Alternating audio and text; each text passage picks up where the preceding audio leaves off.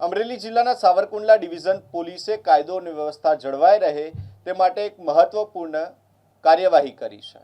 Division હેઠળ આવતા 4 police સ્ટેશનના 173 રીઢા ગુનેગાર, બુટલેગર અને અસામાજિક તત્વોની હાજરી પરેડ યોજી છે। ડીવાયએસપી વિરલ ચંદનના માર્ગદર્શન હેઠળ યોજાયેલી આ કાર્યવાહી દરમિયાન સાવરકુંડલા ટાઉન, રૂરલ, લીલિયા અને વંડા પોલીસ સ્ટેશનના હિસ્ટ્રી સીટરો, ગુજસી ટોકના આરોપીઓ, વ્યાજખોરો, બુટલેગરો તેમજ શરીર અને મિલકત સંબંધિત ગુનાઓમાં સંડોવાયેલા તત્વોને બોલાવવામાં આવ્યા હતા। પોલીસે તમામની હાલની પ્રવૃત્તિઓ અંગે પૂછપરછ કરી હતી અને ફરી કોઈ ગેરકાયદેસર પ્રવૃત્તિઓમાં સંડોવાયેલા ન હોવાની ખાતરી કરી હતી। ડીવાયએસપી વિરલ ચંદને તમામ ગુનેગારોને સ્પષ્ટ ચેતવણી આપી હતી કે તહેવારો દરમિયાન શાંતિનો ભંગ કરવાનો કે કોઈ ગેરકાયદે પ્રવૃત્તિ કરવાનો પ્રયાસ કરશે તો કડક કાનૂની કાર્યવાહી કરવામાં આવશે। પોલીસની આ કાર્યવાહીથી અસામાજિક તત્વોમાં ફફડાટ જોવા મળ્યો છે, જ્યારે સામાન્ય નાગરિકોમાં એક સુરક્ષાની લાગણી મજબૂત બની છે।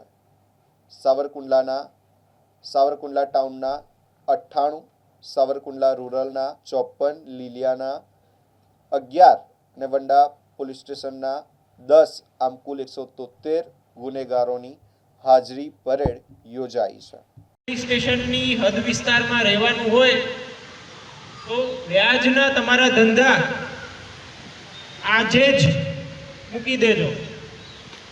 તમારા પૈસા વધી પડતા હોય તો બેંકમાં જમા કરાવી દો, ખોટા પૈસા હોય તો દાન ધર્મ કરી દો। વ્યાજે જો ચકેડું ફેરાવ્યું છે ને, ગુનો દાખલ થશે, જામીન નહીં થાય એની ખાતરી હું આપું છું, બરોબર છે? એટલે મહેરબાની કરીને તમારા આડાઅવળા ધંધા મૂકી દેજો। તમે બધા ગોળ ગોળ નહીં કહું, સ્પષ્ટ કહું છું, તમે બધા પોલીસના ચોપડે અસામાજિક તત્વ, લુખ્ખા ગુંડા તત્વ છો, એટલે તમને અહીંયા બોલાવેલા છે।